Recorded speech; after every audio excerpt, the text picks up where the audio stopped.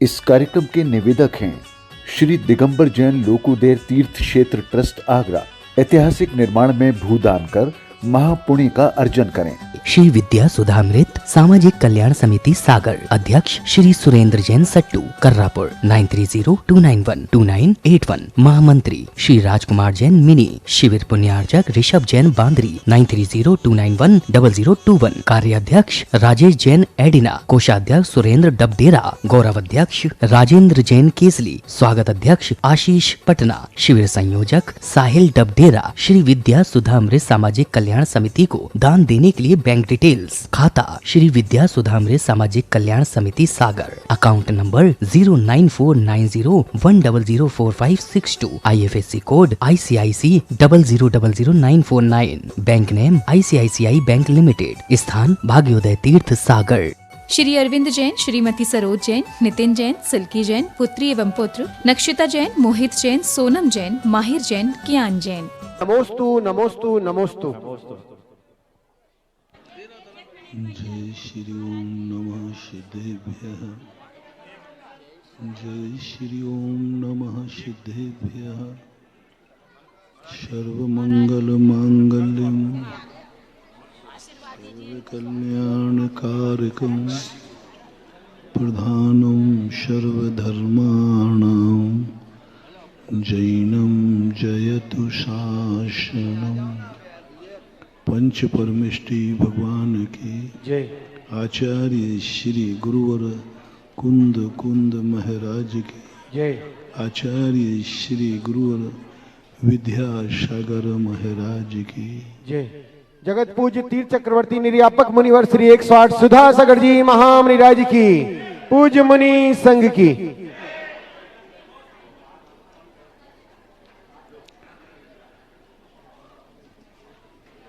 प्रसंग चल रहा है कि हम सृष्टि को कितना भी बुरा कहें, कितना भी बुरी हो, वो कभी अच्छी नहीं होगी। सृष्टि में कुछ तुम्हें अच्छा लगे तो वह अच्छा ही रहेगा, कभी बुरा नहीं होगा। अच्छे बुरे की हमें खुद विचार करना है। हमें अपने ज्ञान को प्रज्ञा बनाना है। ज्ञान तो अनादिकाल से है, लेकिन ज्ञान प्रज्ञा नहीं बन पा रहा है। ज्ञान तो जीव का लक्षण है, लेकिन सम्यक ज्ञान नहीं बन पा रहा। ज्ञान तो अनादिकाल से है, जीव का लक्षण ही है, लेकिन सम्यक ज्ञान नहीं बन पा रहा है। ज्ञान, आंख तो अनादिकाल से देख रही है, लेकिन सम्यक नहीं देख पा रही है। कान अनादिकाल से सुन रहे हैं, सम्यक नहीं सोच रहे हैं। मन भी अनादिकाल से सोच रहा है, जब जब मन मिला, लेकिन सम्यक नहीं सोच पा रहा। हम जन्म रहे हैं, लेकिन सम्यक रूप से जन्म नहीं रहे। हम जी रहे हैं, लेकिन सम्यक रूप से नहीं जी पा रहे। हम अनादिकाल से मरते आ रहे हैं, लेकिन सम्यक पूर्वक नहीं मर पा रहे। हम अनादिकाल से चलते हैं, लेकिन हमारा रास्ता सच्चा नहीं है। चल तो हम रहे हैं, रुके हुए नहीं हैं। रुके हुए नहीं हैं, लेकिन रास्ता सच्चा नहीं है। और जब रास्ता खोटा होता है तो चलने में थकान तो होती है, लेकिन मंजिल नहीं मिलती। कई बार हम चलने को धर्म मान लेते हैं। हम चल तो रहे हैं, हम तो कर तो रहे हैं, हम देख तो रहे हैं, हम बोल तो रहे हैं, हम सुन तो रहे हैं, हम जान तो रहे हैं। ये सब अनुभूति में आ जाती है, लेकिन उपलब्धि कुछ भी नहीं होती। सोचते हुए भी कुछ निर्णय नहीं हो पा रहा है, देखते हुए भी हम निर्भय निर्णय नहीं कर पा रहे। ये स्थितियां किस लिए क्यों बनती हैं? और हमारे अंदर ये अहंकार आ जाता है, हम तो बहुत बड़े हो गए। शास्त्रों में उदाहरण दिया है एक कोलू के बैल का। कोलू का बैल पूरे दिन भर चलता है, यह सोच के चलता रहता है कि शायद आज ही अंतिम चलना है, मेरे मालिक की मंजिल आ गई होगी। और इतना चल चुका हो कि उसके पैर थक जाते हैं, शरीर टूट रहा है, अंग अंग में थकान हो रही है, एक आशा पर जी रहा है कि चलो थोड़ी बहुत और मंजिल है, बस उसके बाद चलना बंद हो जाएगा। जैसे उस बैल को रोका जाता है तो उसको बड़ी शाता मिलती, चलो हमारे मालिक की मंजिल आ गई। लेकिन जैसे ही आंख की पट्टी खोलते हैं बैल निढाल हो जाता है। पैर कह रहे हैं कि तू आज 2500 किलोमीटर चल चुका है, और आंखें कह रही हैं कि देख ले, वही कुआं है, वही खेत है, वही रहट है, सब कुछ वही का वही है, सब कुछ वही का वही है। कुछ भी तो एक कदम भी आगे नहीं बढ़ा। कहीं ये कोलू की बैल की कहानी आपकी कहानी तो नहीं है? हमारे आपके अनादिकाल की कोई कथा तो इसमें नहीं छुपी है? यदि आप थोड़ा सा चिंतन करें तो आपको यही अनुभूति होगी, वो कोलू का बैल तो मात्र बहाना है, हम सब अनादिकाल से कोलू के बैल के समान ही है। हमें लग रहा है कि हमने बहुत लंबी यात्रा कर ली, लेकिन सोचो कहीं वहीं के वहीं तो नहीं हो। बल्कि कई बार तो ऐसा दिखता है कि जहां थे हम वहां से और नीचे आ गए। जन्मते थे तब तुम इतने पापी नहीं थे, जन्मे थे तब तुम्हारा मन इतना बुरा नहीं था, मात्र मन एक ही बात सोचता था, भूख लगी है, खाने को मिल जाए। इससे ज्यादा बालक कुछ सोचता ही नहीं है, विचार ही नहीं आता। सामान्यता बालक कुछ नहीं सोचते, बस खाने को मिल जाए, इससे ज्यादा कोई विकल्प नहीं आता। अब आप जैसे जैसे बड़े होते गए, आप खुद अपने मन से पूछो कि जैसे बालक अवस्था में तुम्हारा मन था, क्या आज भी वैसे ही मन है? कितना कचरा भर चुका मन में, कितना बुरा सोच हो रहा है, कितनी गंदी बातें आ रही है। विकास नहीं, विनाश हुआ है। कम से कम बाल अवस्था जिसे अज्ञान कहते हैं, वह मन में इतने विकारों को तो लेकर नहीं था। हम तो बहुत ज्यादा विकारी हो गए, बहुत ज्यादा मन में आकुल व्याकुल हो रहे। कितना सोचते हैं, कितना विचार करते, व्यर्थ का कोई लेना एक ना। 90% अपन लोगों के मन को थोड़ा सा एक दिन डिसेक्शन करना, 99.99 व्यर्थ का सोचते हैं, जिससे हमारा कोई लेना देना, कोई मतलब नहीं है, बस मन चलता रहता है।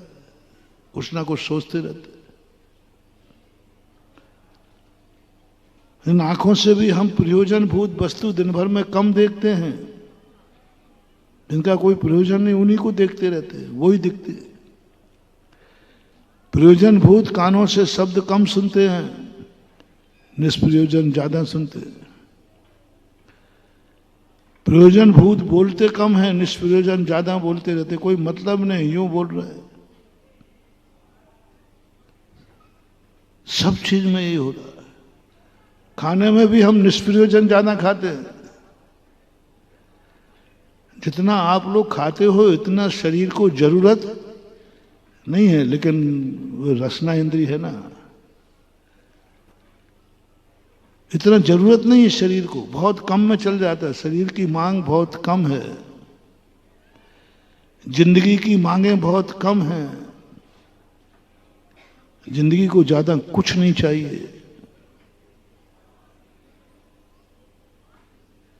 यदि जैनी अपनी जिंदगी की आवश्यकताओं के लिए 24 घंटे में 1 घंटे यदि मेहनत कर ले, विचार कर ले, तो जिंदगी आराम से चल जाएगी। पता नहीं क्यों जिंदगी की जो जरूरत नहीं वो तुम क्यों उसके मन में जाता है, अपने आप जाता है। इतना कमाने की जरूरत नहीं है जितना तुम कमा लेते हो। मैंने तो छोटे मजदूर को भी देखा और अरबपति को भी देखा, सब कहीं ना कहीं से भूखे ही रहते हैं। अरबपति को देखो तो मुझसे पूछो, भाई अब तो ठीक है ठाक, अरब रुपया है। बोले क्या खाक है, वो पड़ोसी ज्यादा बढ़ रहा है, नई फैक्ट्री खोलना है। एक बहुत बड़ा अमीर व्यक्ति मरा, 6 महीने पहले उन्होंने नया प्रोजेक्ट लॉन्च किया। उनसे पूछा आपकी ये हालत हो रही है, आप क्या कर रहे हो? इतना सारा आपने कमा लिया है, अब छोटी सी जिंदगी में शांति से बैठ के खाओ, क्या करोगे इतना धन का? उनका जवाब था, मैंने कभी ये सोचा ही नहीं कि धन का क्या करूंगा। ये सोचने का टाइम रहे, क्योंकि मेरे कमाने की हुनर ऐसी है कि कमाते समय मैं कमाना ही जानता हूं। इस कमाई का क्या करूंगा ये तो मैंने कभी सोचा ही नहीं। क्या करोगे कमाई को? बोले सोचा ही नहीं, मैंने विचार ही नहीं किया। बस एक ही विचार आता है, कमाओ कमाओ कमाओ। ये आप याद दिला रहे हो कि इस कमाई का क्या करोगे, मैंने कभी सोचा ही नहीं। ऐसे जीव मर करके बिकले त्रयों में 2 इंद्रिय 3 इंद्रिय बनते हैं। एक चींटी अपनी भजन से 100 गुना दाना उठा के ले जाती है, खाती कुछ भी नहीं है, पर बिल में संग्रह मिल जाता है। बिल में संग्रह मिल जाता है क्योंकि उसने कभी सोचा ही नहीं कि मैं क्यों ले जा रही हूं इतना, यहीं खाकर पूरा करूं ना। तुम लोग भी नहीं सोचते। क्या करोगे ये तो सोचो, काहे के लिए कमा रहे हो, किसके लिए कमा रहे हो? परिवार के साथ, परिवार के लिए? अरे भाई परिवार के लिए कमा रहे हो तो परिवार के साथ 2 मिनट बैठो तो सही। एक अमीर आदमी की पत्नी से पूछा, पहले वो गरीब थे, मतलब सामान थे, अब बहुत अमीर बन गए थे। उनसे पूछा कि तुम गरीबी में तुम्हारा विवाह हुआ था, अब तुम बड़े आदमी बन गई हो, तो कैसा लग रहा है? बोले तुम्हारा पति अब बहुत अमीर बन गया है। बोले जब से अमीर बना है कभी बैठकर एक साथ खाना नहीं खाया। गरीब थे तो दोनों टाइम कम से कम बैठ के खाना तो खाते थे। क्या जिंदगी का सुख है? अपनों के लिए कमा रहे हो और अपनों के लिए तुम्हारे पास समय नहीं है।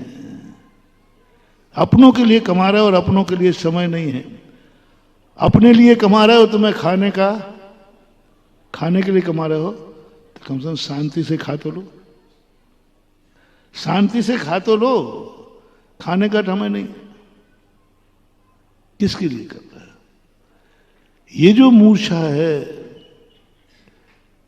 यह विचार करने पर पता लगता है कि बावला बनकर के कमाता जा, दौड़ रहा है, भाग रहा है, कहां पहुंचना है पता नहीं है। कहां जा रहे हैं? बोले सब जहां जा रही है वहां जा रहा हूं। कहां जाना है मुझे पता नहीं, आगे वाले से पूछो। आगे वाले से पूछो क्या है। आगे वाला आगे का नाम ले लेता, आगे वाला आगे का नाम लेता है। जैन दर्शन कहता है आगे वाला कहां जा रहा है, उसका पीछा करने के वाले सोचो कि वो कहां जा रहा है। आगे वाला जा रहा है सो तुम पीछे जा रहे हो नहीं, भेड़िया दसान हो। आगे वाला वहां जा रहा है और मुझे भी वहीं जाना है, इसलिए मैं पीछे जा रहा हूं। सम्यक दर्शन ज्ञान चारित्राणी मोक्ष मार्ग। ये रत्नत्रयधारी है, मोक्ष जा रहा है, इसलिए मैं गुरु के पीछे चल रहा हूं। गुरु जहां जा रहे हैं वहां मुझे नहीं जाना है। ओह, बहुत बड़ी बात है महानुभाव। आगे वाला जहां जा रहा है वहां मैं जा रहा हूं, ये मिथ्या बुद्धि है, भेड़िया दशान है, मूर्ख है, उसकी प्रज्ञा नहीं जागी। गुरु जहां जा रहे हैं वहां मैं जा रहा हूं, प्रज्ञा नहीं जागी।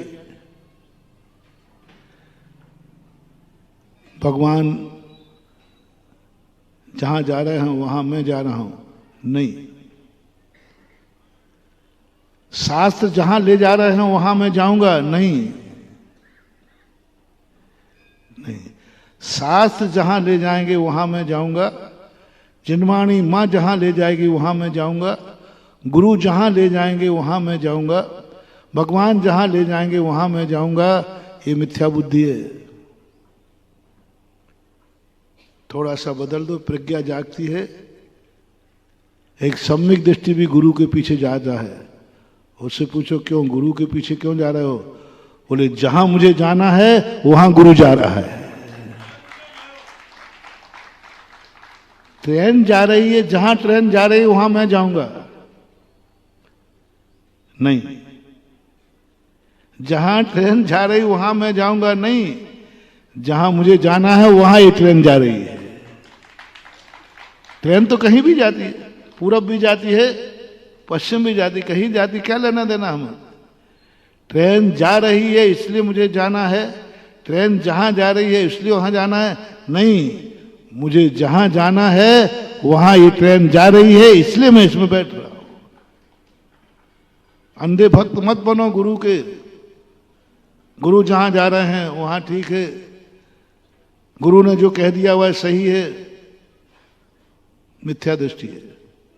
गुरु भक्त हो करके नहीं। जैन दर्शन कहता फैसला करो, गुरु जहां जा रहे हैं वहां मैं नहीं जा रहा हूं।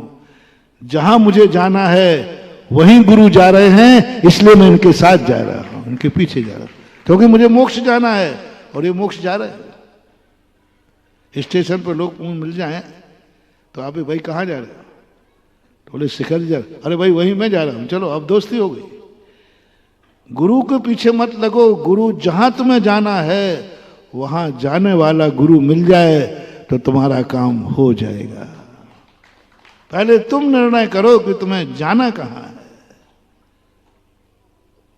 गुरु से मत पूछो गुरु महाराज आप कहां जा रहे हो। स्टेशन से मत पूछो कि यहां टिकट कहां कहां के मिलते हैं, यहाँ की गाड़ियां कहाँ कहाँ जाती हैं। स्टेशन मास्टर कहता है आप दुनिया भर की पंचायत मत पढ़ो, आप तो बताओगे आपको जाना कहाँ है। हमारी यही तो जिंदगी गड़बड़ हो रही है, हम भगवान के पीछे दौड़ते हैं। अरे भाई तुझे कहाँ जाना है? बोले जहां भगवान जा रहे हैं। भटक जाओगे। इसलिए कई बार तुम कुदेवों के चक्कर में पड़ जाते हो। मुझे तो भगवान चाहिए, भगवान के पीछे जाना है। तो उसने कहा आई एम गॉड, मैं ही तो भगवान हूं। चल भाई, भगवान ही को तो खोज रहा था और चल पड़ते, कुदेवों के पीछे चल पड़ते, क्योंकि वो भगवान हैं। लेकिन वो भगवान कहां जा रहा है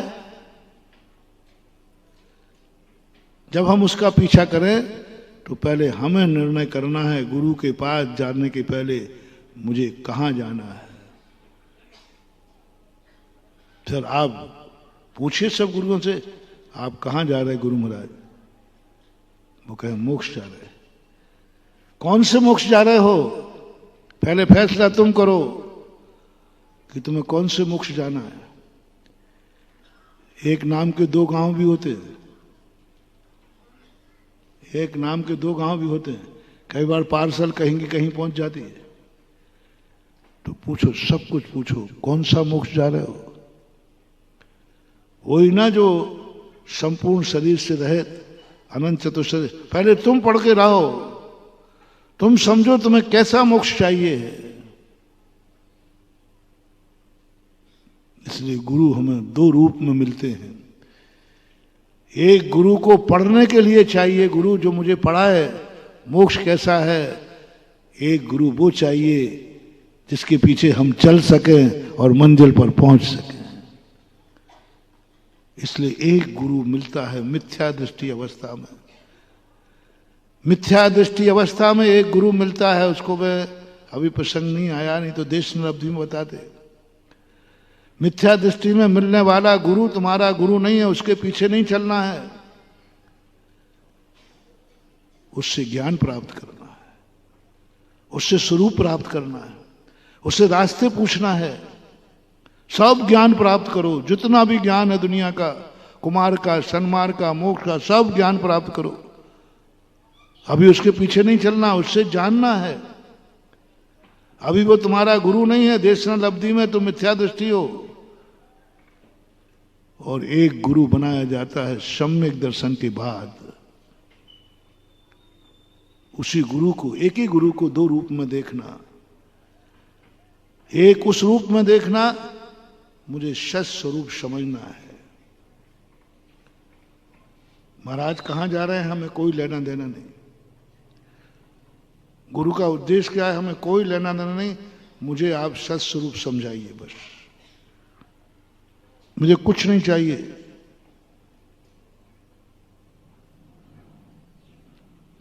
ज्ञान कहीं से भी मिलता है, ले लेते हैं। ज्ञान लेने के लिए हमें कोई अच्छे बुरे का ज्ञान नहीं करना पड़ता। रावण के पास भी ये ज्ञान तो ले लो, लक्ष्मण को भेज दिया, जाओ लक्ष्मण ज्ञान लेके आओ। अरे मिथ्या दृष्टि से, पापी से, दुश्मन से, बोले ज्ञान है। ज्ञान सोने के समान होता है, कीचड़ में भी मिले तो उठा लो, कीचड़ में पड़ा हुए सोने का कोई मूल्य कम नहीं होता।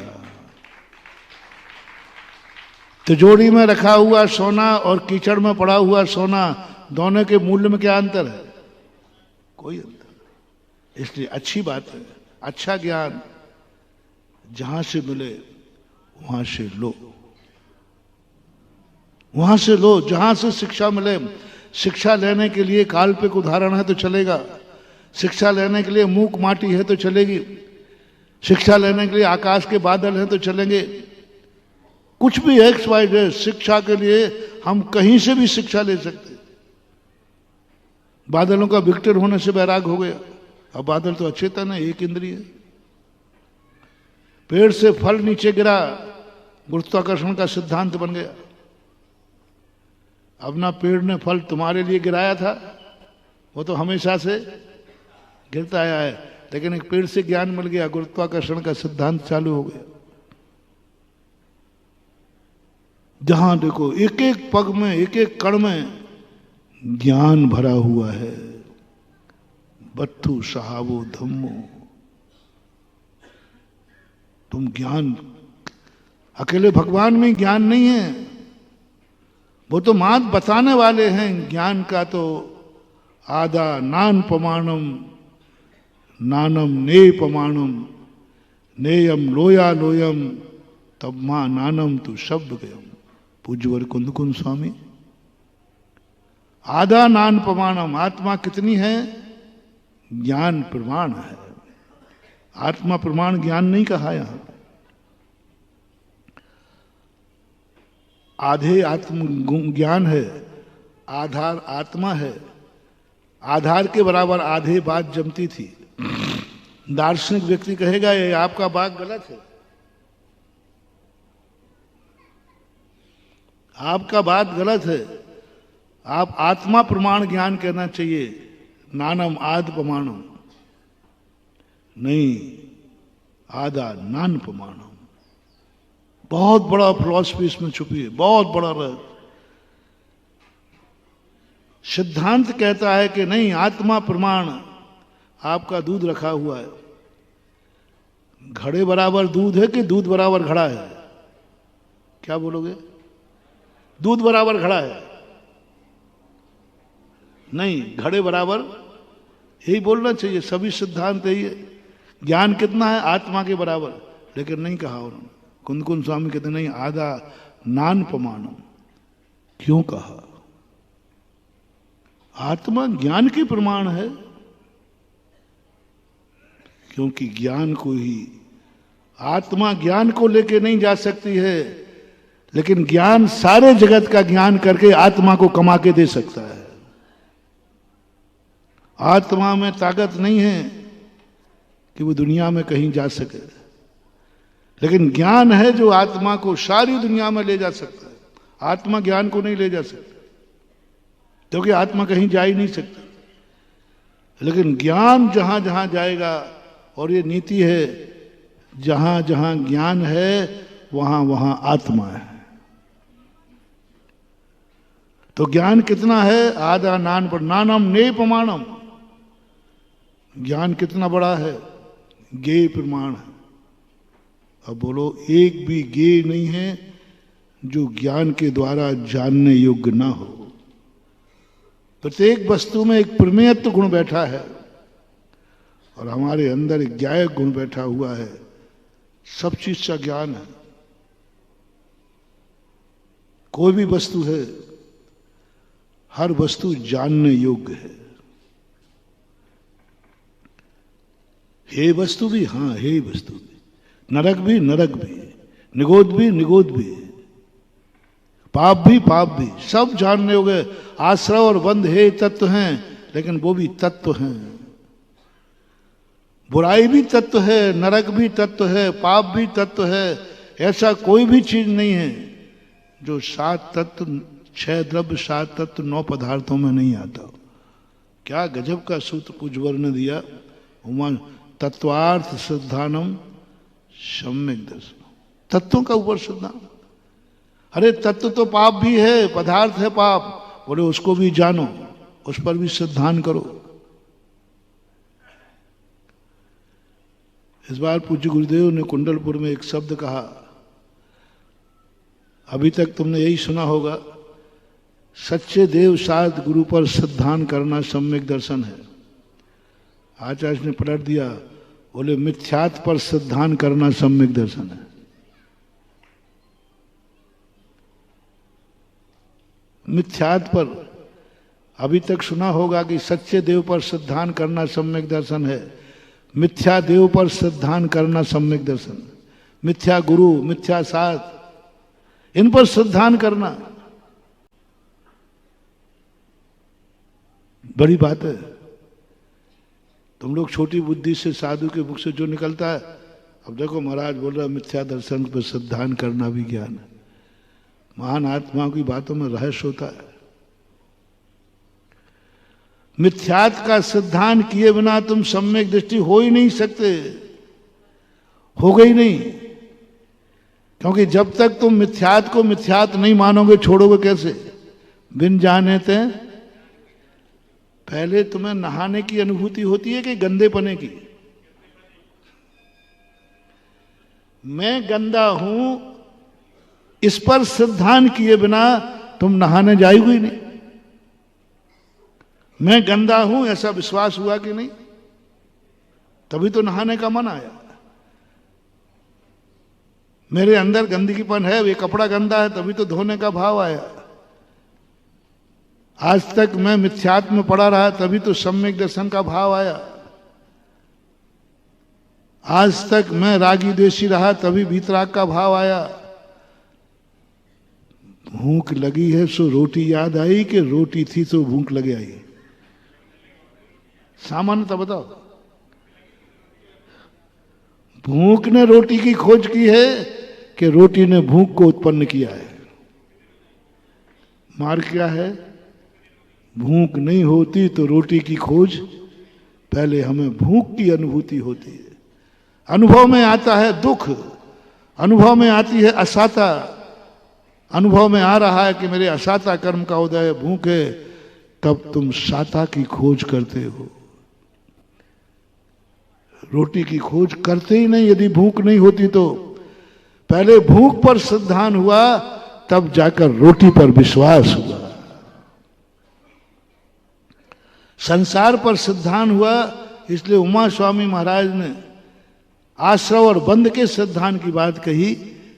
हम जीव आत्मा है, हमें जीव का कल्याण करना। उन्होंने कहा अजीब को जानते हो क्या? अजीब पर श्रद्धान है क्या? अरे मुझे अजीब से लेना देना क्या है?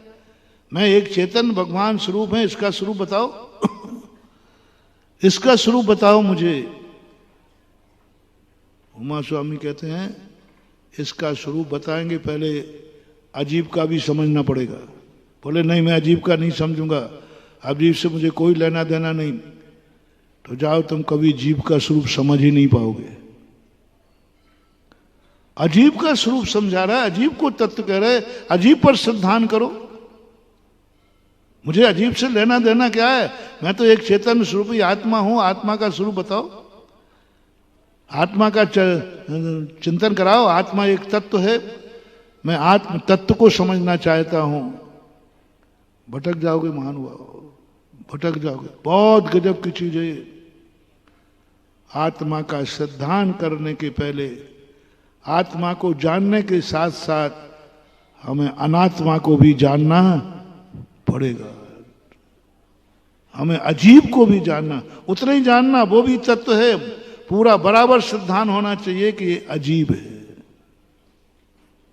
जो विधि कथन करने वाले लोग होते हैं ना, जो मात्र आत्मा को जानना चाहते हैं, जो पुण्य को जानना चाहते हैं, जो धर्म को जानना चाहते हैं,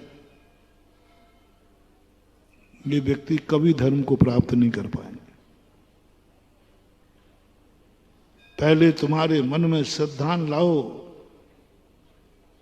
संसार कैसा है, मोक्ष कैसा है, ये नहीं, संसार कैसा है, देव कैसा नहीं, खोटा देव कैसा है, कहां से आए हो? मैं तो सब में घूम के आ गया हूं। तो क्यों? मन्ने वरम हरिहरादय एव दृष्टा दृष्टियेषु येषु हृदयम दोष। कितनी बड़ी बात कही। पहले ये बताओ तुम दुनिया में कहीं गए हो कि नहीं? हाँ, सबके घूम आया। वहां क्या था? वे सब चोखे थे, तो फिर यहां काहे को आए? विश्वास करो, श्रद्धान करो कि आज तक मैं जिस जिस दरवाजे गया वे सब खोटे थे। राग सहित जग में रुलो मिलो शरागी देव। किस पर विश्वास हुआ? सराग पे। आकाश सिद्धांत करो कि इस संसार में मैं सबके पास गया, सब सरागी मिले, कुदेव मिले, तब सुदेव की भूख बढ़ेगी। कुदेवों पर श्रद्धान हुए बिना तुम कभी सुदेव को समझ नहीं पाओगे। आप सब जैनी हो, सच्चे देव पर आपका श्रद्धान है, पक्का है, पक्का है। सच्चे गुरु पर श्रद्धान है, पक्का है। सच्चे शास्त्र पर श्रद्धान है, ये भी पक्का है। देखो तुम, लेकिन तुम फिर भी मिथ्या दृष्टि हो। सच्चा श्रद्धान है, दुनिया यहां के वहां हो जाए, तुम कहते नहीं, सच्चा देव जिनेन देव है। इसको आप कभी मना नहीं करोगे। सच्चा गुरु निर्ग्रंथ है, साथ सच्चे सब करो, कहीं कमी नहीं है, फिर भी मिथ्या दृष्टि हो। क्यों महाराज, अब क्यों मिथ्या दृष्टि? क्योंकि तुम्हारा कुदेव पर श्रद्धान नहीं है। कुदेव कैसा होता है ये बताओ मुझे। सुदेव कैसा होता है ये नहीं पूछ रहा हूं, कुदेव कैसा होता है, गुरु कैसा होता है, कुशास्त्र कैसा होता है। वो अनुभूति ना होने से कितने जैनी हैं जो सच्चे देव साज पर गुरु पर सिद्धांत करते हैं, फिर भी दिन में कभी विपत्ति आ जाए, किसी चबूतरा पर अगरबत्ती लगाते दिखते हैं। वो जैनी है, जैन पर सिद्धांत है पक्का, लेकिन कुगुरु का ज्ञान नहीं है, कुधर्म का ज्ञान नहीं है। धर्मी है पक्का, कुधर्म का ज्ञान नहीं है। इधर पूजा करते हैं, भगवान का अभिषेक करते हैं, और मंदिर से निकल करके गुटखा खाते हैं, शराब पीते हैं। एक स्थान पर मंदिर से बाहर ही ठीक सुबह चाट का ठेला लगता था। चाट के ठेले पर आया दोपहर के बाद लगते, शाम को वो मंदिर के बाहर लगता था और सुबह सुबह लग जाता था। अब मैंने कहा ये यहाँ इससे टाइम क्यों लगता है? बोले सारे जैनी मंदिर से निकलते ही पूजा करने वाले वही पहले धोती दुपट्टा से, उधर अभिषेक पूजन करेंगे, इधर जाते तुरंत सब वहां जाके बैठते हैं उसी धोती दुपट्टे में। अब क्या हुआ? क्यों नहीं छूट रहा है तुमसे पाप? क्यों नहीं छूट रही हैं कसाएं? क्योंकि तुम्हें क्षमा का ज्ञान तो है, क्रोध का ज्ञान नहीं है। क्षमा पर सिद्धांत है, क्रोध पर सिद्धांत नहीं। क्षमा का फल क्या है ये तुम्हें मालूम है, लेकिन क्रोध का फल क्या है ये तुम्हारे ज्ञान का विषय नहीं है। क्षमा का मानते हो? सच्चे देव शास्त्र गुरु को मानने का फल क्या है आप मान रहे हो, लेकिन खोटे देव शास्त्र गुरु को मानने का फल क्या है ये तुम्हारी श्रद्धा का विषय नहीं बन रहा है, नहीं बन रहा है। इसलिए हम नहीं समझ पा रहे हैं कि बात क्या है। हम इतना धर्म मान रहे हैं, इतना धर्म कर रहे हैं हम, लेकिन तुम्हें अधर्म का ज्ञान नहीं। सब धर्म करते हो, सब करते हो, फिर भी अधर्म न जानने से तुम्हारी जिंदगी से अधर्म नहीं हट पा रहा है। हमें पहले अधर्म पर विश्वास करना है। जहां हम हैं, जो हमारे पास है, ये कैसा है? आपका मंदिर में मन क्यों नहीं लगता? क्या आप भगवान को नहीं जानते हैं? जानते हो। भगवान अच्छे नहीं है क्या? बोलो। मंदिर अच्छा है कि बुरा? पर मन क्यों नहीं लगता? मंदिर के संबंध में तुम सब कुछ जानते हो, लेकिन घर के संबंध में कुछ नहीं जानते। इडियट। घर को नहीं जान रहे हो, बस इतनी सी कमी। मैंने खूब देख लिया आप लोगों के, आप मंदिर में खूब अच्छा मानते हो, बढ़िया भजन गाते हो, भगवान आप तो महान हैं, गुरु महाराज आप, फिर भी तुम बाहर चले जाते हो, फिर भी तुम्हारा मन में मंदिर में मन नहीं लगता, क्योंकि तुम घर को नहीं जानते। घर का सिद्धांत नहीं है, घर के संबंध में तुम्हें कखारा भी पता नहीं है घर क्या है। मंदिर तो मोक्ष का महल है, मंदिर तो बहुत अच्छा है, लेकिन घर क्या है? ये कौन सी पढ़ाई चल रही है? हम मंदिर जानने के लिए आएंगे, मंदिर का स्वरूप बताओ, पढ़ाई शुरू हो रही है। मैं तुम्हें मंदिर का स्वरूप बताएंगे, तुम कहां से आए हो? तो तुम मुझे घर का स्वरूप बता दो, अदला बदली होगी। देखो भाई, मैं तुम्हें मंदिर का स्वरूप बताऊंगा, तुम घर का स्वरूप बता दो। घर का स्वरूप क्या है? मंदिर में रहने वाले का क्या होगा, घर में रहने वाले का क्या, वो तुम बताओ। महाराज जी घर का स्वरूप क्या पूछते हो? वही तो गड़बड़ हो रहा है। घर का स्वरूप बताओ। हमने शास्त्रों से मंदिर का स्वरूप समझा, हमने पूजा का स्वरूप समझा, हमने अभिषेक का स्वरूप समझा, हमने नमोकार मंत्र का स्वरूप समझा, सब स्वरूप तुम्हें मालूम है, लेकिन घर का स्वरूप तुमने कभी समझा नहीं।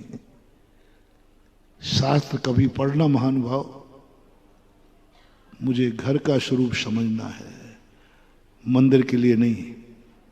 वो मैं 2 मिनट में समझा दूंगा। मंदिर का बिल्कुल समझने की चेष्टा मत करना। विधि कथन कोई ज्यादा नहीं होता, जो प्राप्त करना है वो कोई ज्यादा नहीं, वो तो एक ही मंजिल है, जो छोड़ना है वो हजारों मंजिलें हैं। जो पाना है उसकी एक ही योनि है, सिद्ध योनि कह दो। जो छोड़ना है वे 84 लाख है। मंदिर तो एक ही है, पंच परमेष्टि एक ही है, लेकिन संसार बहुत बड़ा है, बहुत बड़ा है। उसका स्वरूप एक बार कभी शास्त्र खोल के पढ़ना, वैराग्य हो जाएगा। मैं घर का स्वरूप समझना चाहता हूं। जिस घर में मैं रहता हूं उसका स्वरूप कभी गुरु से पूछना। महाराज हम घर में तो रहते ही हैं, घर में रहना अलग है और घर को समझना। पानी में मीन प्यासी मुझे सुन सुन आवे हासी। एक दिन हमने सुनाया था ना, बहुत लंबा छोड़ा, बहुत लंबे समय पहले सुनाया था कभी। एक साधु के पास गया कि महाराज मुझे आत्मा का स्वरूप बताओ। तो उन्होंने कहा कि भाई तुम्हारे पास खुद है? बोले महाराज जी ये नहीं, हमें तो बताओ कहाँ मिलता है। तो उन्होंने कहा हमारे तालाब में एक मगरमच्छ रहता है, वो बता देगा। गुरुजी ने उस मगरमच्छ को समझा के रखा था। उनसे पूछा गुरुजी ने भेजा है कि हमें आत्मा का स्वरूप बताओ। तो बोले भैया अभी बताऊंगा, पहले एक लोटा पानी दे दो, मेरा गला सूख रहा है। अरे बोले मूर्ख, मूर्ख क्या समझाएगा मुझे, ये मूर्ख मुझे क्या बताएगा, लौट के आया। वो तो बहुत मूर्ख है, पानी में रह रहा है और पानी मांग रहा है। वो पानी का स्वरूप नहीं समझता। आप भी कम मगरमच्छ नहीं हो। घर में रहते हो लेकिन घर का स्वरूप किसी को मालूम है? सबको मंदिर का स्वरूप मालूम है। जैनी बच्चा 8 साल का होते ही मंदिर को पहचानता है, भगवान को पहचानता है, मंदिर कैसा होना चाहिए, जैन मंदिर कैसा होता, सब पहचानता है। लेकिन आज तक तुमने ये भाव नहीं किया, पढ़ने का प्रयास भी नहीं किया, घर का स्वरूप शास्त्रों में कैसा है। मंदिर का नहीं पूछ रहा हूं। जैसे वो आचार्य शांति सागर महाराज ने पूछा था ना सोनगढ़ में कांजी से, दिगंबर धर्म कैसा है ये नहीं पूछ रहा हूं, तुम जिसको छोड़ के आए हो उसका स्वरूप कैसा है। मैं तुमसे मंदिर का स्वरूप नहीं पूछूंगा, तुमसे ज्यादा तो मैं जानता हूं। तुम तो मंदिर में घंटे भर रहते हो, हम तो मंदिर में 24 घंटे रहते। तुमसे क्या पूछूंगा, तुम क्या बताओगे। पर मैंने घर में नहीं रहता हूं।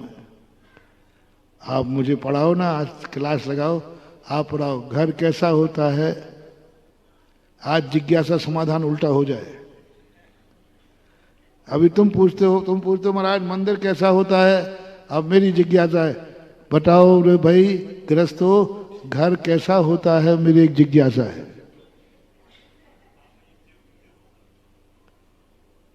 महाराज घर तो घर होता है नहीं, आगम के अनुसार। मैं तुम्हारा शंका समाधान अपने मन के अनुसार करता हूं कि आगम के अनुसार। तो मैं आगम के अनुसार मंदिर बताता हूं, तुम भी शास्त्रों के अनुसार घर का स्वरूप बताओ। शास्त्र के अनुसार, तुम्हारे अनुसार नहीं पूछ रहा हूं। शास्त्रों में घर का स्वरूप क्या लिखा है एक बार पढ़ो, एक बार पढ़ो। हमारा सबसे बड़ी भूल हो रही, हम मंदिर का स्वरूप जान करके भी सम्यक दृष्टि नहीं बन पा रहा है, क्योंकि हमें घर का स्वरूप पता नहीं है। घर कारागृह, शास्त्रों में लिखा है घर कारागृह। अब बोलो ये अनुभूति कब हुई। मकान बनते ही, मकान पर लोन मिलते ही, मकान के नागल के दिन, मंदिर के पंचकर्ण के दिन तो आपको बहुत आनंद आया, पक्का है। लेकिन घर के आंगन के दिन वह बात आई कि नहीं, ये घर नहीं है, ये तो जेल है, जेल है। आगम के छोड़ने की बात नहीं कह रहा हूं, अनुभव में एक बार यदि आगम के अनुसार हमें घर का पता चल जाए तो मंदिर से भगाए नहीं भगोगे, क्योंकि मैं जेल नहीं जाना चाहता हूं, ये मंदिर है। पूजन की थाली कैसे होना चाहिए सबको मालूम है। तेरापंथी को तेरापंथी मालूम है, 20पंथी को 20पंथी मालूम है, सबको मालूम है। और उसमें थोड़ी हेरा फेरी हुई तो आजा बेटा, मंदिर में ही सिर फूट जाते कई बार। काहे के लिए? पूजा की थाली पर सिर फूट जाते। नहीं, आमना नहीं बिगड़ना चाहिए। बस मुझे पूजा की थाली कैसे होने, मैं नहीं बिगड़ने दूंगा, और बिगड़ी भी नहीं हुई। क्योंकि जिन मंदिरों में हमारी पहुंच है वहां मंदिर की थाली तो नहीं बिगड़ेगी, वो बिगड़ेगी भी नहीं।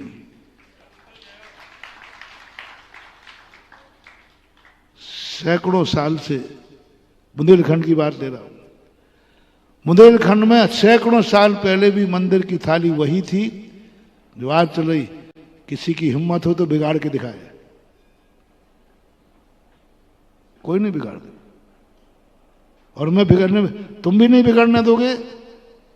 और वहां तो निगरानी मेरी है, क्योंकि मंदिर की थाली में तो मैं पहुंच सकता हूं। क्या रखा है इसमें? क्योंकि मेरा घर है। मंदिर की पूजन की थाली पर गुरु की दृष्टि है, वो नहीं बिगड़ेगी।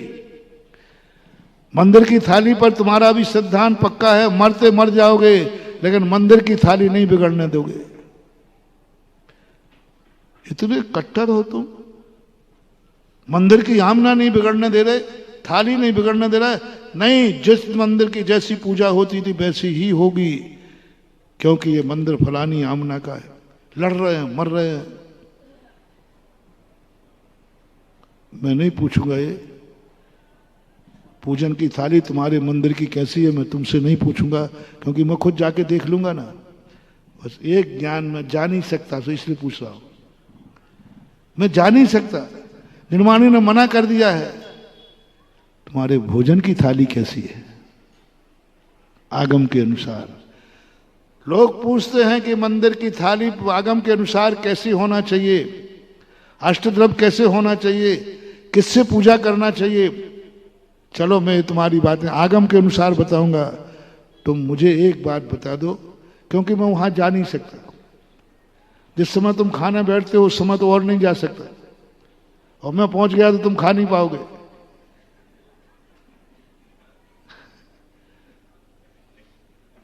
या तो तुम बताओ, नहीं तो फिर मैं भोजन की थाली देखने के लिए आऊं। क्यों नहीं आऊंगा, जब तुम मेरा भोजन देखने आ सकते हो।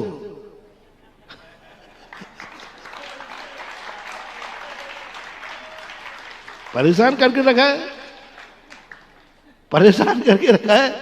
वैसे ही कमरा छोटा है, हवा नहीं, फिर भी देखने के लिए ऐसे। अब बेटा एक आध दिन मैं भी तुम्हारा भोजन देखने आता हूं। नहीं आ पाऊंगा। चिन्हवाणी कहती कहां जा रहा है? मैं अपने भक्तों के भोजन वापस आ जाए। चिन्हवाणी की आज्ञा नहीं है, और जैसे तैसे मैं आ भी जाऊं तो तुम्हारे देखते हुए भी मैं भोजन कर लेता हूं। मैं तुम्हारा भोजन खड़े खड़े देखूंगा, है हिम्मत करने की? कर ही नहीं पाओगे। गुरु सामने खड़ा है, भोजन हो ही नहीं सकता, कर ही नहीं सकते।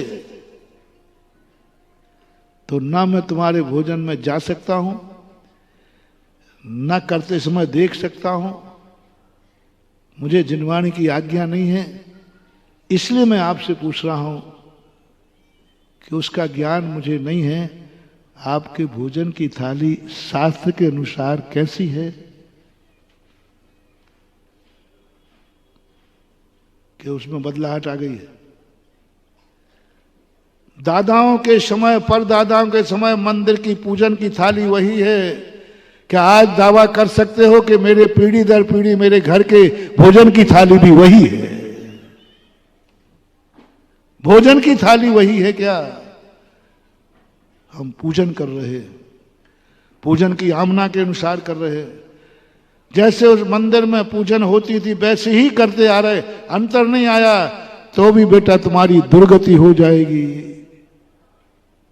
तो भी तुम्हारी दुर्गति हो जाएगी, क्योंकि भोजन की थाली का तो तुम्हें ज्ञान ही नहीं है। एक बसर महानुभाव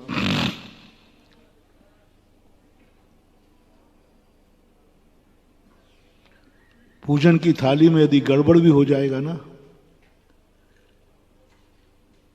तो चलेगा,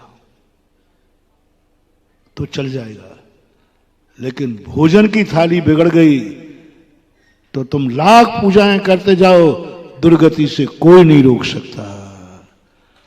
दुर्गति ले जाने वाली भोजन की थाली है, सदगति ले जाने वाली पूजन की थाली है। आप बोलो क्या करना? पूजन की थाली सदगति ले जाएगी और भोजन की थाली दुर्गति ले जाएगी। भोजन की थाली कैसी है?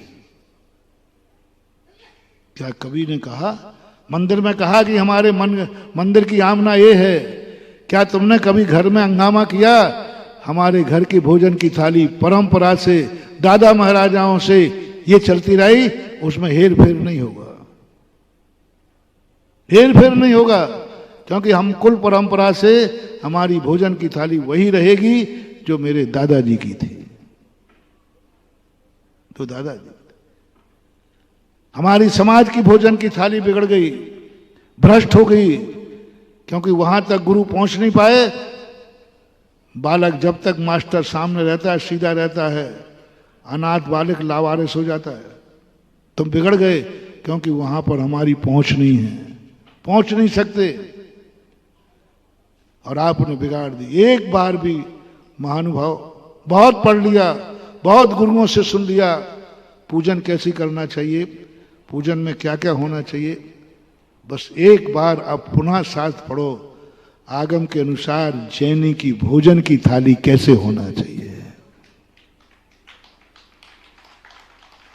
यदि तुम मंदिर नहीं भी आओगे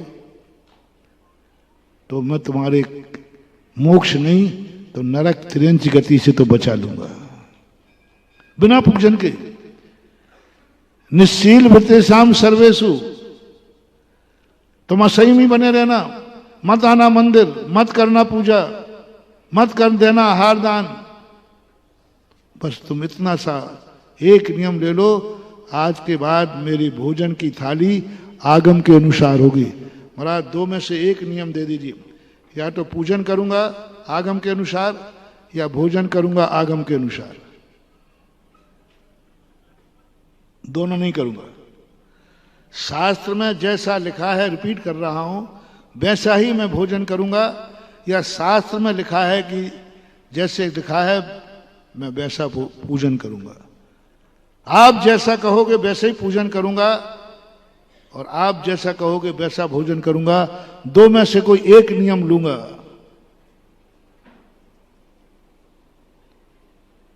एक नियम लेना है, दो में से एक। दुनिया कुछ भी दे, मैं तो एक नियम दूंगा, तू आगम के अनुसार मेरे अनुसार भोजन की थाली ठीक कर ले, मत आना मंदिर। दो में से एक लेना, दोनों ले लो तो अच्छा है, नहीं दो तो नहीं लूंगा महाराज, अपन तो एक नियम देंगे। भोजन की थाली का अगर रूप कैसा होना चाहिए, ये विचार करने के लिए हम भोजन की थाली पे चले जाएंगे। मुझे नहीं चाहिए मंदिर की पूजन, हमारे भगवान को नहीं चाहिए पूजन, इनको अर्घ भी नहीं चढ़ेगा तो इनको कोई फर्क पड़ने वाला नहीं है। यदि भगवान की पूजन ना भी हो तो भगवान को कोई फर्क पड़ने वाला, लेकिन तुम्हारा भोजन बिगड़ गया बेटा, सब बिगड़ जाएगा। बस यही सबसे बड़ी भूल हो रही है कि तुम भोजन की थाली खोजने के लिए शास्त्र नहीं पढ़ रहे हो कि शास्त्रों में भोजन की थाली कैसे होना चाहिए, हमारी परंपरा कैसी थी, हमारे पूर्वज कैसे थे। इस घर में जन्म लेने वाले का, इस मंदिर में पूजा करने वाला इस सामना से लिखेगा, पटिया टंगा है, बोर्ड टंगा है, टंगे हैं कि नहीं? कई मंदिरों में लगे बोर्ड, इस मंदिर की ये आमना है, इस आमना के लिए फलाना वर्जित है, फलाना वर्जित है, फलाना वर्जित है। और इस आमना के अनुसार करो। ये कई मंदिरों में बोर्ड लगे, बड़े खेद के साथ कह रहा हूं, किसी मंदिर में कोई बाप बोर्ड लगा के नहीं गया कि इस घर में जन्म लेने वाले की आमना ये होगी, इस घर में जन्म लेने वाले का भोजन ये होगा, इस घर में जन्म लेने वाले का चर्या ऐसी होगी। आज तक किसी मकान में आपको कोई पाटिया मिला, कोई बोर्ड मिला? अब लगा लो, अब लगा लो। मंदिर का मैं लगवा दूंगा, घर में तुम लगा दो। लगाओ अपने बेटों के लिए पाटिया लगा के मरो। कुछ दिन पहले मैंने कहा था, पाटिया लगा के मरो, इस घर में जन्म लेने वाला वही मेरा बेटा होगा जो इस घर की आमना ये है। इस घर में कभी रात्रि भोजन नहीं हुआ, इस घर में कभी अभक्ष नहीं हुआ, इस घर में कभी सप्त व्यसन नहीं हुए, इस घर में कभी आलू प्याज नहीं आया, इस घर में जन्म लेने वाले की आमना ये रहेगी। इसके लिए कभी स्वाध्याय करो, इसके लिए कभी गुरु से पूछो, मुझे मंदिर की आमना नहीं चाहिए, मुझे घर की आमना बताओ। क्योंकि बहुतायत समय हम घर में रहते हैं। ज्यादा कहाँ रहते हो? दुर्गति की संभावना मंदिर में ज्यादा है कि घर में? जहां रिक्स है, जहां रिक्स है वहां सावधानी बरतो। तो मंदिर में सावधानी बरत रहे हो, यहां कोई रिक्स है ही नहीं। घर में ज्यादा सावधानी, कीचड़ घर में है, गंदगी घर में है, गंदी भोजन की थाली है, वहां गिरने की संभावना ज्यादा है। इसलिए घर में जहां गिरने की संभावना ज्यादा हो वहां सावधान रहो। उसके लिए शास्त्र पढ़ो। कौन पढ़ रहा है? इसके लिए पंथ बनाओ, इसके लिए ग्रुप बनाओ। तेरा पंथी की भोजन की थाली ऐसी होगी। बस ये सुनना चाहता हूं मैं आपसे। तेरा पंथी की पूजन की थाली कैसी होगी तुम्हें नहीं बताना। तेरा पंथी हो, बुंदेलखंडी हो, तेरा पंथी, 20 पंथी, सभी लोगों से अपने अपने भोजन की थाली का साथ लाओ। तुम्हारे भोजन की थाली कैसी थी, कैसी है और कैसी रहेगी, इस पर कोई विचार करो। बताओ कैसी होना चाहिए। कैसी थी तुम्हारे पूर्वजों की, अब कैसी है, कल कैसी होगी। कोई विचार नहीं हो रहा, चर्चा भी नहीं हो रही, डिस्कशन भी नहीं हो रहा, सोच भी नहीं रहे कि भोजन की थाली भी हमें समझना है। अभिषेक के लोटे पर लड़ रहे हो। अभिषेक में ये जल होना चाहिए, वो जल होना चाहिए, एक कहता है ये होना चाहिए, वो होना चाहिए। महाराज अभिषेक कैसे जल से होना चाहिए? खूब प्रश्न आते हैं, खूब प्रश्न आते हैं। महाराज अभिषेक कैसे जल से होना चाहिए? कुएं के जल से होना चाहिए, ठंडे जल से होना चाहिए, गर्म से होना चाहिए, पंचामृत होना चाहिए, ये होना चाहिए। प्रश्नों की भरमार पड़ी है। ये जिज्ञासा करो रे कि गुरु महाराज पीने के लोटे का पानी कैसा होना चाहिए? पीने का लोटे का पानी कैसा होना चाहिए?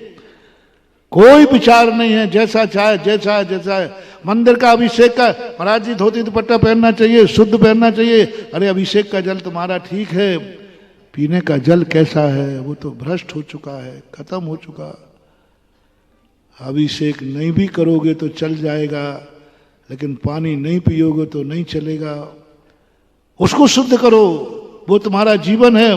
मंदिर में तो अभिषेक एक बार होता है, लेकिन पानी कितने बार पीते हो? अभिषेक कितने से होता है? बोलो ना। 50 ग्राम पानी से एक टंकी में कितना, एक टंकी में कितना जाता है? उस पर विचार करो। पानी के लोटे पर कोई चर्चा नहीं हो रही है।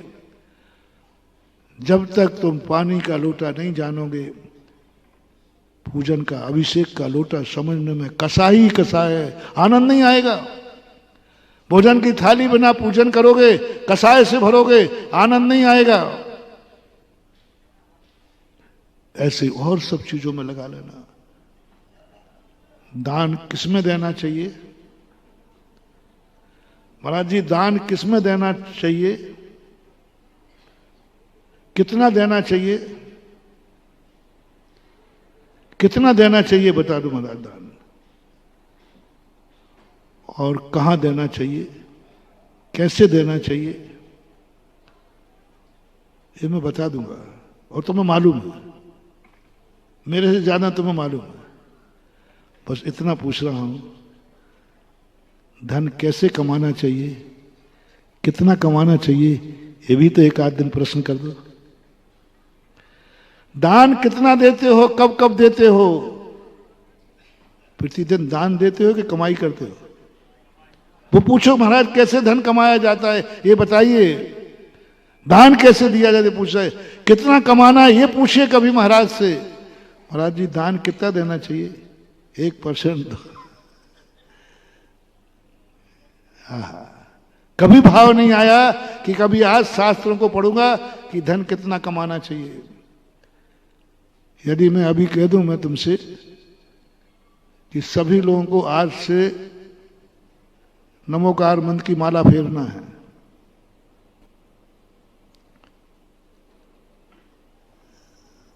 नियम दे रहे हो कि नहीं? प्रश्न क्या हो बोलो। आपको नमोकार मंत्र की मालाएं फेरना चाहिए। अब कोई प्रश्न हो तो करो, नहीं तो नियम ले लो।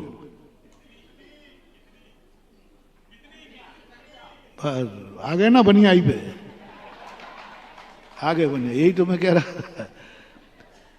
नमोकार मंत्र की मालाएं फेरना चाहिए, नियम ले लेना चाहिए। जैनी होता तो ले लेता, जैनी होता तो ले लेता, सम्यक दृष्टि तो होता तो ले लेता। पूछने का सवाल ही नहीं। महाराज ने कहा है माला फेरना है, मालाएं फेरना है, शुरू करो। हमारे शास्त्रों में एक अनंतमती नाम की कन्या हुई है। वो मम्मी पापा उनके पिताजी माँ महाराज के पास पहुंचे। उन्होंने कहा महाराज मैं अष्टांग का पर्वों में ब्रह्मचर्य व्रत लेता हूँ। ऐसे हंसी मजाक से बेटा, पापा मैं भी ले लूँ? हाँ ले ले बेटा, ले ले, तू भी ले ले। ले लिया। बड़ी होने के बाद शादी की बात आई। उन्होंने कहा पिताजी आपने तो ब्रह्मचारी व्रत लाया था। तो फिर बेटा मैंने तो अष्टांग का पर्व का लिया था, पर्व का। तो पिताजी आपने उस समय ऐसा कुछ नहीं कहा था। तो बेटा तूने पूछा भी तो नहीं था। बोले अच्छी बात के लिए क्या पूछना, कितना करना। बोले बेटा मैंने तो सीमित लिया था। बोले पापा आपने ऐसा कुछ नहीं कहा था, महाराज ने भी कुछ नहीं कहा था, तो मैंने तो ले लिया, जीवन भर का ले लिया। अरे सौभाग्य समझो यदि कभी महाराज के मुख से ये न निकल पाए, कितनी पूजा करना है, कितनी मालाएं फेरना है, पर महाराज ने ये कहा मालाएं फेरना है। याद भी मत दिलाओ महाराज को कितनी फेरना है, याद भी मत दिलाओ, पूछो भी मत। अनंतमती पूछ सकती थी कितने दिन का ब्रह्मचर्य बता, शादी तक का, पढ़ाई तक का। आप लोग अभी पूछोगे हम तुम्हारे बच्चों से महाराज जी कब तक का ही बता दो पहले। अरे भैया परिमाण पाप का होता है, धर्म का नहीं है। सीमाएं पाप की बांधी जाती हैं, धर्म की नहीं। कितनी देर मंदिर में रहोगे ये तो सीमा बांध लेते हो, ये सीमा मत बांधना। मंदिर को असीम कर दो। घर में कितनी देर रहोगे इसका परिमाण कर लो। कितनी मालाएं, क्यों पूछा आपने? मालाएं फेरना है बस। तुरंत हर व्यक्ति के मन में आएगा महाराज जी कितनी फेरना है। मैं बता दूंगा कितनी फेरना है, गिनती कर ली ना तुमने। अब तुम इतना और बता दो, तुम नोट कितने गिनोगे जिंदगी में? प्रतिदिन नोट कितने गिनोगे वो तुम बता दो, मैं बता दूंगा सीधा, टिट फॉर टैट। बस तुम बता दो कि अपनी जिंदगी में प्रतिदिन कितने नोट गिनोगे।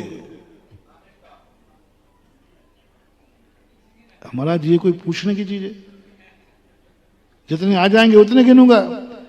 तो इसी प्रकार ये भी पूछने की चीज है, जितनी फिरेगी उतनी फेरते रहूंगा, और क्या। वहां कभी आज तक किसी ने नहीं पूछा महाराज जी मुझे बताओ मैं कितने नोट गिनूं, कितनी कमाई करूं, असीम जितना आ जाए। कभी भी विचार भी नहीं आया, संकल्प भी नहीं हुआ कि आज मैं इससे ज्यादा नहीं गिनूंगा। महानुभाव, जब नोट गिनने की तुमने असीम कोई सीमा नहीं बांधी है तो नमोकार मंत्र की भी कोई सीमा मत बांधो। जितना फेरेंगे फेरेंगे, पर सीमा बांधने का भाव आ जाता है, परिणाम बन जाते हैं। सब कुछ उल्टा हो रहा है, धर्म की सीमाएं बनती जा रही। क्यों? इसका मूल कारण है कि तुम माला का स्वरूप तो समझते हो, नोटों का स्वरूप नहीं समझते। नोटों का रूप नहीं समझते कि नोट गिनने का स्वरूप क्या है। नोट का स्वरूप क्या है शास्त्रों के अनुसार? धन धान्य परिग्रह का स्वरूप क्या है? माला का स्वरूप तो तुम्हें मालूम है, और माला फेरने का फल भी मालूम है, लेकिन नोट गिनने का स्वरूप क्या है, उसका फल क्या है, ये मालूम नहीं। संयम का स्वरूप क्या है ये तुम्हें मालूम है बहुत अच्छी तरह, संयम का फल क्या है, लेकिन असंयम का फल क्या है ये नहीं मालूम, ये मालूम नहीं है। असंयम का फल जानो। एक शायर ने लिखा है, इलाही वह नजर दे कि आसियां कपस समझूं, न कम निगाही दे कि आसियों का कपस समझूं।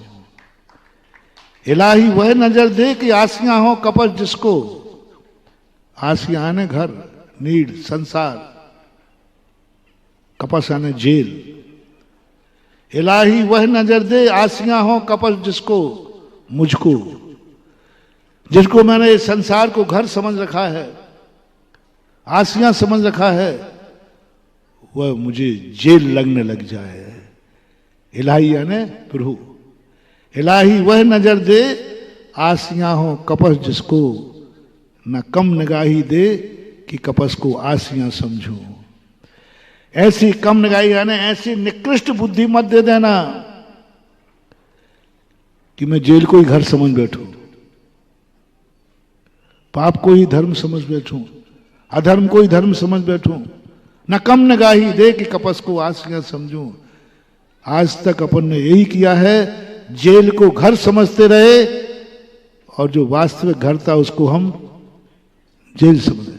हम मंदिर से भागते रहे, मंदिर से हम भागते हैं, घर से हम आते हैं, घर से हम आते हैं और मंदिर से हम भागते हैं। जितने जल्दी हो सके उतने जल्दी भागते हैं। यदि मैं प्रवचन अभी 9:45 बज रहे हैं, यदि मैं 9:30 बजे छोड़ देता तो आप लोग बैठे? नहीं साहब, मैं तो 10 बजे तक बैठूंगा। महाराज नहीं बोल रहे हैं तो बोले, नहीं बोले, हमें तो नियम है। अच्छा, घर से यदि हम 7:30 बजे प्रवचन शुरू कर दें तो महाराज देखो आप जल्दी करोगे तो आप जानो, मैं तो टाइम से आऊंगा बल्कि लेट ही आऊंगा। प्रवचन में भागते समय तुम्हें इतनी पड़ती है कि जिनवाणी स्थिति पूरी नहीं करते। क्या इतनी आकुलता आते समय होती है? जाते समय देखना तुम्हारी आकुलता, जिनवाणी स्थिति नहीं हो पाए। और यदि मैंने इतनी कह दी आपका समय हो गया, 2-4 महिलाएं उठ जाएंगे, महाराज ने कह दी अभी हुआ, बंद नहीं किया है। यानी ऐसी आकुलता पड़ती उठने की। क्या इतनी आकुलता आने की पड़ती है कि मैं महाराज के आने के पहले पहुंचूंगा? महाराज से उठने के पहले तुम्हें भागने की पड़ती है। क्या आते समय सोचा कि मैं महाराज के आने के पहले पहुंचूंगा, महाराज आएंगे, मैं महाराज का वेलकम करूंगा, महाराज के आने के पहले पहुंचूंगा? ये भाव कब आता है?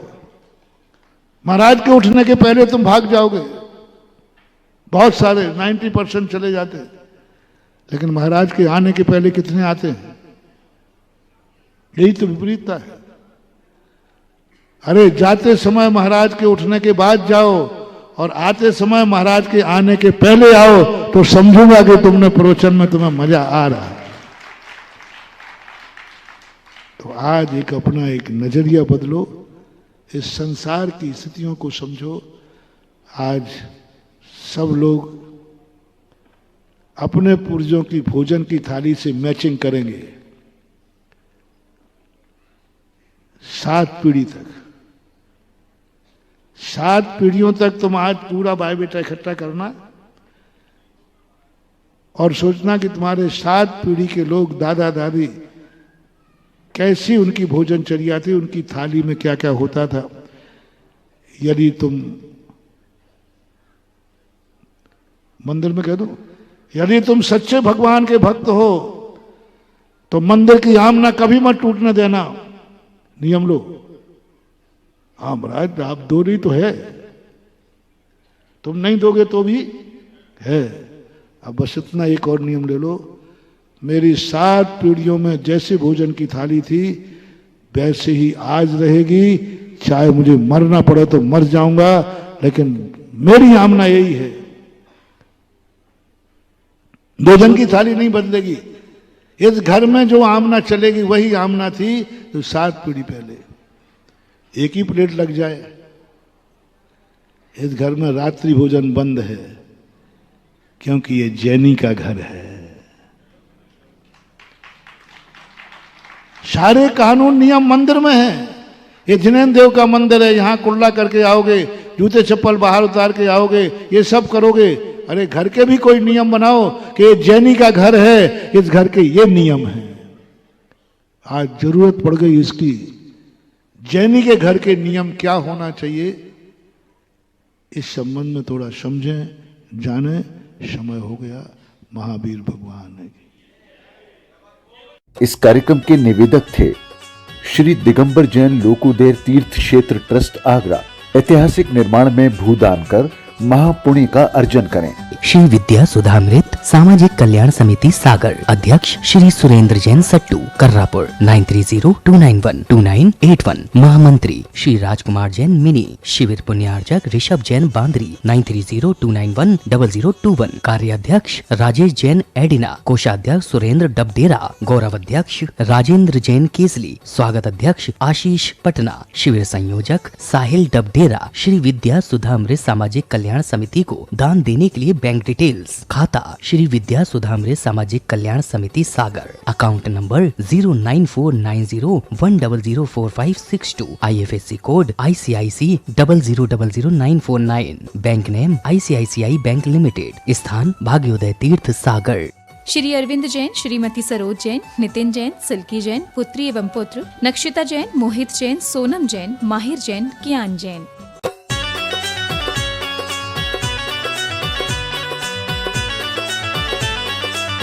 भूदान। सबसे पहले यदि किसी में दान देने का मौका मिले मंदिर में तो भूदान करना। शक्ति नहीं हो तो 1 गज देना, शक्ति है 2 गज देना, शक्ति है तो बीघा भर देना, शक्ति है तो पूरी जमीन खरीद कर तीर्थ को दे देना। परम पूज्य निर्यापक श्रमण मुनि पुंगव श्री 108 सुधा सागर जी महाराज की मंगल प्रेरणा से बनने जा रहा है